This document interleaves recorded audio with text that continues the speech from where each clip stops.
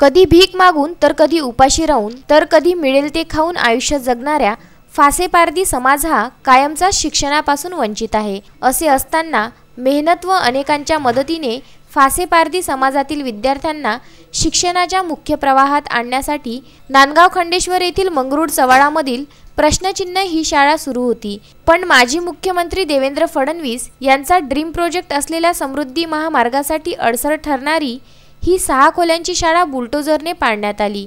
पासून आलेली आहे आणि आमच्या शाळेत खूप चांगलं शिकवत होते आणि खूप चांगलं वातावरण पण प्रसन्न होतं। आता सगळं बिघडलं। 3 जून 2019ला हे समृद्धी महामार्ग आल्यावर आमची शाळा पण गेली आणि आमच्या 2 विहिरी पण गेल्या, एक वाचनालय पण गेलं आणि एक संग्रहालय पण गेलं। आता आम्ही करायचं काय ते आमच्या मनात प्रश्न पडला।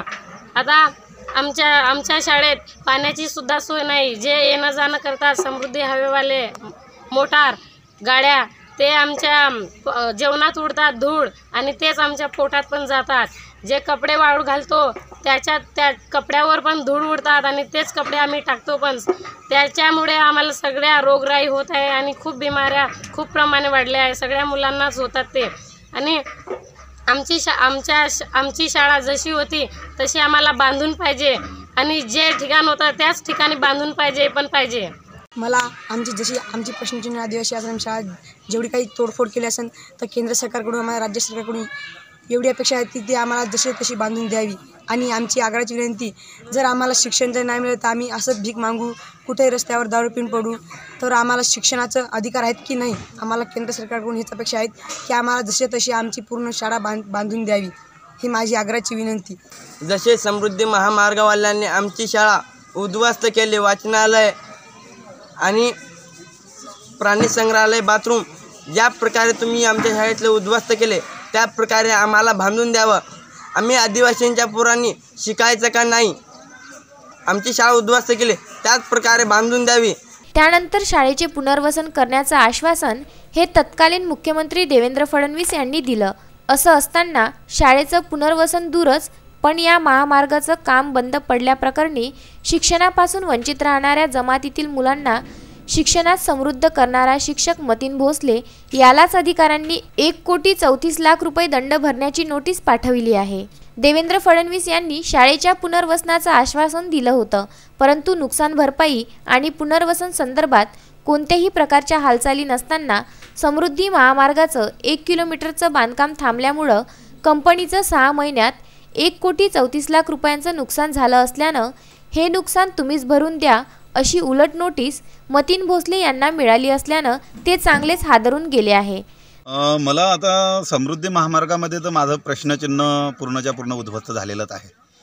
कारण अनेक प्रयत्न करून बसलेलो होतो, पण त्याने प्रयत्नाला यश आलेला नाही। पण मी थकलो नाही, यश आला बी नसेल तरी मी थकलो नाही। अपयशच हे यशाची पहिली पायरी राहते असं समजून मी चालत आहे। पण त्याच्यामध्ये एक त्या NCC कंपनीवाल्यांनी वकिलामार्फत मला 1,34,00,000 रुपयाचा दंड ठोकण्याची नोटीस पाठवलेली आहे। कामामध्ये पूर्ण अडथळा आणलेला आहे।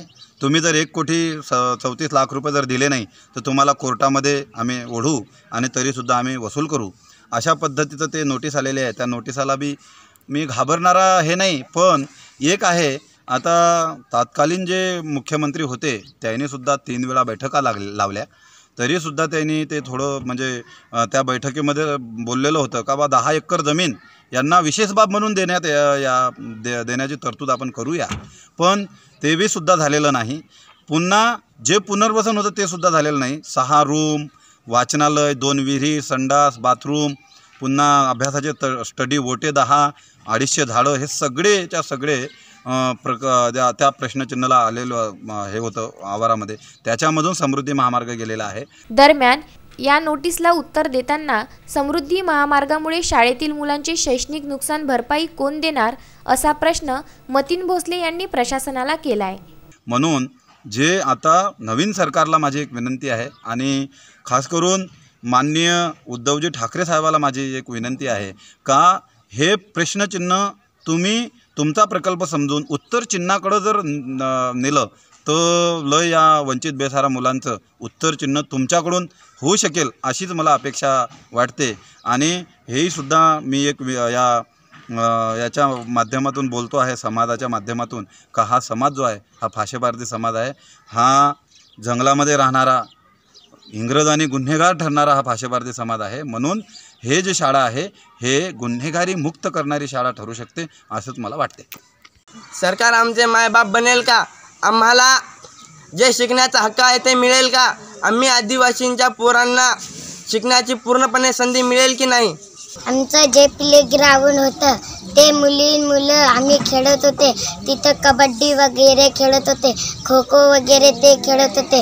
आणि जे आमचं वाचनालय छोटे छोटे पुस्तकं घेऊन आम्ही गोष्टी बोलत होत्या। आणि वाचनालय एक होतं आमचं, ते पण गेलं। आणि ते 2 विहिरी पण गेल्या। आणि 6 खोलीचं पक्कं इमारत पण गेलं। आणि जे बाथरूम आहे ते संडास बाथरूम आहे ते पण गेलं।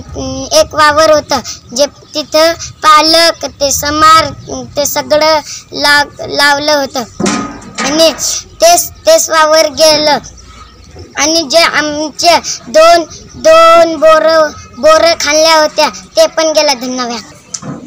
माझ्या मनात एकच प्रश्न आला की आमची शाळा गेल्यावर आम्हाला बी दुःख वाटतं, सगळं तेच वाटतं, पण आमची शाळा गेली नाही पाहिजे। आमच्या 2 विहिऱ्या पाणी प्यायच्या, आम्हाला पाणी नाही भेटू राहिलं। पियासाठी आम्ही कपडे धुतो, ते कपड्यात धुण्यासाठी पाणी नाही। आम्ही आंघोळ करतो, आम्हाला आंघोळ करण्यासाठी पाणी नाही।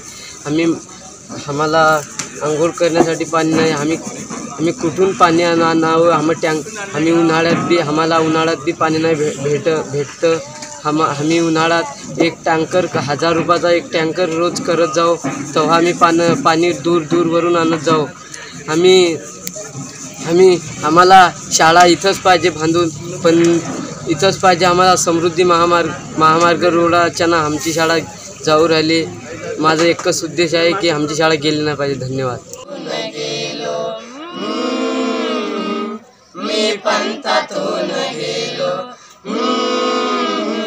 मी अंतातून गेलो, मी पंथातून गेलो, हा इतका लोचा झाला पण कळलं नाही मजला। आणि आता तरी तू ध्यानी घे, आपल्या लेकरांना शिक्षण दे हो। आणि आता तरी तू ध्यानी घे,